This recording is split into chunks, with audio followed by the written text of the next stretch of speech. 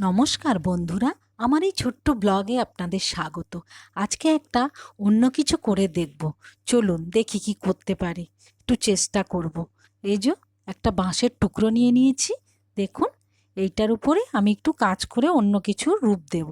এই যে দেখুন একটু আমি রং নিয়ে নিয়েছি, এরপর হালকা করে ওতে লাগিয়ে ওটাকে পুরোটা কালার ভরিয়ে নেব।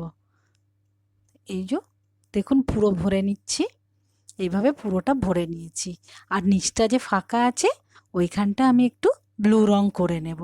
এই যে দেখুন করে নিচ্ছি, একটু আস্তে আস্তে করতে হবে, নাহলে আবার উপরটা লাগলে বা হাতে লাগলে খুবই নষ্ট হয়ে যাবে এটা।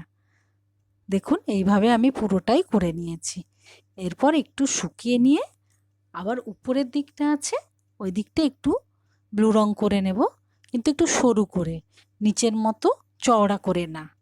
এই যে দেখুন একটু আস্তে আস্তে করে নেব, পুরোটাই করে নেব। এই যে করে নিয়েছি, এবার একটু শুকিয়ে নিয়ে ওটাকে একটু কিছু আঁকার চেষ্টা করছি, দেখি কতটা কি করতে পারি।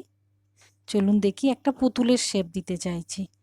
এই যে মাথাটা করে নিয়েছি, এবার একটু বডিটা একটু হালকা করে নিচ্ছি, কারণ আমার তো এখন প্র্যাকটিস নেই, তাই একটু সহজ সরলই করার চেষ্টা করছি। এইভাবে দেখুন আমি পুরো একটা পুতুলের শেপ দিয়ে দিচ্ছি। এই যে আপনারা চাইলে পুতুল বা আলপনা বা ফুল পাতা যা কিছুই করতে পারেন, এখানে মোটামুটি সব কিছুই দেখতে ভালো লাগে। এই যে দেখুন, আর নিজেরও একটু ভালো লাগে এই কাজগুলো করলে। দেখুন মোটামুটি হয়ে গেছে এটা। তো এইভাবে কালার আমি আরও কয়েকটা করে নেব এতে।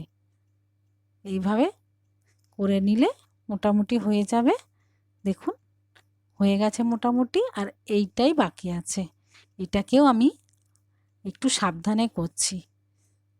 দেখুন এটা মাথা হয়ে গেল, তারপরে আমি একটু আস্তে আস্তে করে বডিটা করে নিচ্ছি। হালকা হাতে করছি, কারণ লেগে গেলে, কারণ সবটাই মোটামুটি কাঁচা আছে এখন, রঙটা শুকালে তবেই ঠিক করে ধরতে পারবো। এই যে দেখুন এইভাবে আমি করে নিচ্ছি আস্তে আস্তে করে। এটা করে নিলেই রেডি হয়ে যাবে। তো ভালো হচ্ছে না, কিন্তু করার চেষ্টা করছি মাত্র। এইভাবে আমি এই করে নিলাম আর কি। দেখুন মোটামুটি হয়ে গেছে, সবাই হাত ধরে দাঁড়িয়ে আছে। এরপর এতে একটু ফুল দিয়ে দিলেই রেডি হয়ে গেল। দেখুন ফুলদানির মতো লাগছে কি? আপনারা বলবেন। ভালো থাকবেন, আবার দেখা হবে। আপনারাও চাইলে করতে পারেন।